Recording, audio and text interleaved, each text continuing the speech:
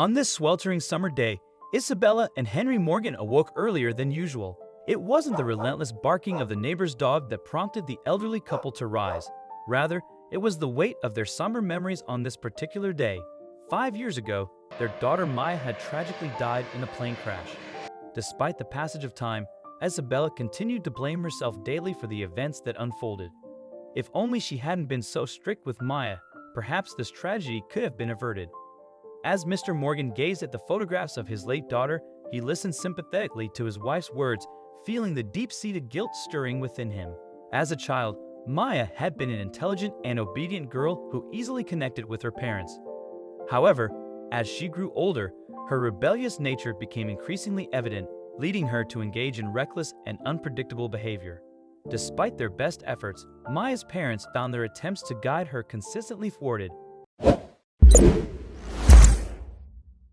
When Maya became an adult, she enrolled in college. 3 years later, however, she was expelled for excessive absences and poor performance. According to her professors, Maya was also worried about her new boyfriend, who eventually rejected her. Of course, this news was unpleasant for Maya's parents, as they had long dreamed of their daughter's success in the fields of economics or law. After leaving the university, Maya rented a house on the city's outskirts, where she lived with her fiancé. That was when Mrs. Morgan made a fatal mistake, which in her opinion caused her daughter's death. Mrs. Morgan was outraged by her daughter's behavior and flatly refused to meet her fiancé, whom she considered a nobody. This caused a rift in the mother-daughter relationship that lasted almost 4 years and ended with Maya's death in a plane crash. In the first hours after the crash, Mrs. Morgan was still hopeful that her daughter had miraculously survived. Still, when the rescue teams recovered Maya's personal effects, her hopes were crushed entirely before her eyes. Then Mrs. Morgan looked at the photograph of her now-deceased daughter and realized that no personal agenda should ever have been the cause of a quarrel with someone so near and dear. "Why don't we have some relatives over tonight? Let's have a memorial dinner in Maya's honor."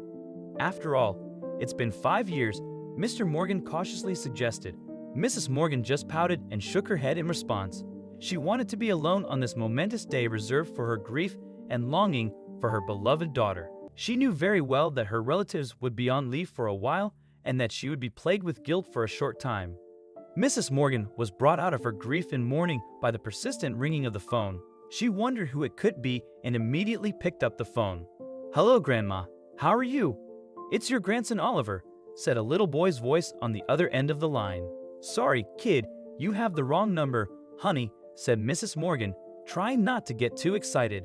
"No, Grandma, no, it's Oliver. Mom left me your phone number. She died in a plane crash and I'm in an orphanage, actually in the parking lot because we're not allowed to use the phone.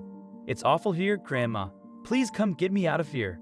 Mrs. Morgan wondered what that unknown boy meant, but his voice made a good impression on her. Of course, she understood that little kids make these kinds of mistakes and that the boy could easily have dialed the wrong number. Not knowing what to do with this information, Mrs. Morgan decided to confide in her husband. "This is a very curious story.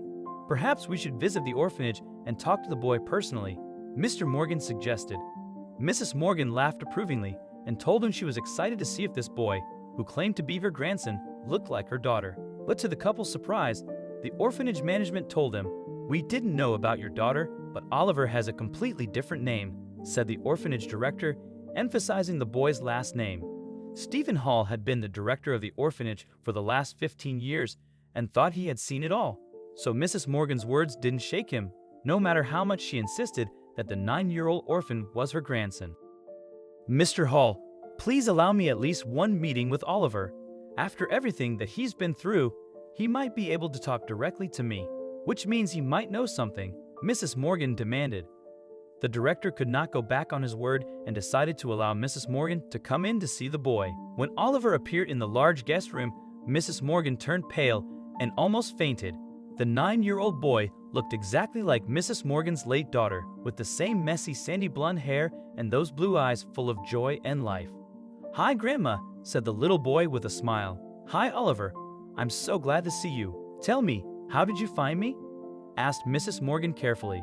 Oliver looked at the woman for a moment before he let out a deep sigh and began to tell this story. Oliver revealed that he remembered almost nothing of his past. When his mother died, he was only 4 years old, and he didn't even know her name. He vaguely remembered being taken to the orphanage by an older woman who left him the boy's name along with the phone number of his relatives. The orphanage staff dialed the numbers immediately, but no one answered. Assuming the old lady had made a mistake, the caretakers followed protocol by entering the phone number into the boy's file and leaving it on the bookshelf. It was only by coincidence that Oliver could find it. 5 years ago, there was a big storm in the northwest, and fallen trees must have damaged the phone lines. Mrs. Morgan whispered, feeling like all the pieces were starting to fit together. The orphanage staff was probably too lazy to try to call back, which separated Oliver from his family for 5 years. "Grandma, do you want to take me home? Some of my friends have already been adopted, but no one seems to want to take me," Oliver said, already starting to sob. "Of course I will. You can be sure.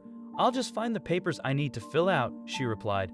Mrs. Morgan spoke and kissed the child's hair, but when she expressed her intention to the orphanage director, he was bitterly disappointed. "Mrs. Morgan, the child's adoption is out of the question at this point. First, you still have no proof of being related. Secondly, you and your husband are no longer young. What would Oliver do if something happened to you? If you find proof that you are Oliver's grandmother, you would be welcome to adopt him. But I wouldn't recommend it," replied Stephen Hall in a voice a little sharper than it should have been. At that moment, Mrs. Morgan felt as if the temperature in the office was plummeting. She had barely managed to contain her emotions. Drying her eyes with a handkerchief, Mrs. Morgan replied in a dry, formal voice, "Okay, Mr. Hall, I'll join you with the evidence of kinship." Mrs. Morgan realized her unusual case could only be helped by genetic testing to confirm her relationship with Oliver. Without further delay, she sent one of the DNA test requests to the authorities. Unfortunately, it took a month before permission was granted and another few months to test and compare the samples from Mrs. Morgan and her alleged grandson, Oliver. Mrs. Morgan did not just sit back and wait. She began investigating her daughter's history. What she discovered was that Maya Morgan had never married and that her fiancé had abandoned her shortly after the birth of their child. Mrs. Morgan was terrified at the thought of what her daughter, a single mother, must have gone through all this time. "Maya never asked me for help. I was a proud fool waiting for her to call me first," the old woman thought bitterly, regretfully.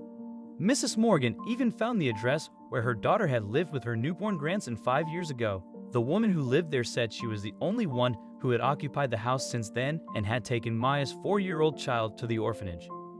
She tried to call Mrs. Morgan, but on that fateful day, a hurricane cut telephone services to the northern part of the city. Mrs. Morgan finally understood everyone's motives.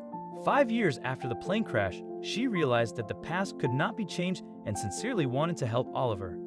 Mr. Morgan fully supported his wife, who was very happy with their grandson suddenly appearing in their lives. But when the DNA results came back, it was discovered that Oliver was not their grandson. "How can this be? I know Oliver is my blood," Mrs. Morgan said, holding the paper. Her husband slammed his hand on the table and said, "I don't care what the DNA tests say. I want to take care of Oliver. The test doesn't matter."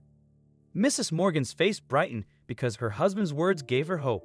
They were determined to do everything they could to take care of the child she loved so much, even if they weren't related. When it was finally time to bring Oliver home from the orphanage, they received a letter from the director of the genetic research clinic. The letter explained that there had been a serious mistake with the DNA samples. For Isabella and Henry Morgan, this meant that Oliver was likely their real grandson. "I always knew you would take me home," Oliver shouted as he looked at her, saying goodbye to the orphanage. Holding his grandparents' hands, the little boy laughed happily and felt very content. Oliver was now sure that his family would never leave him. He knew he would be loved forever.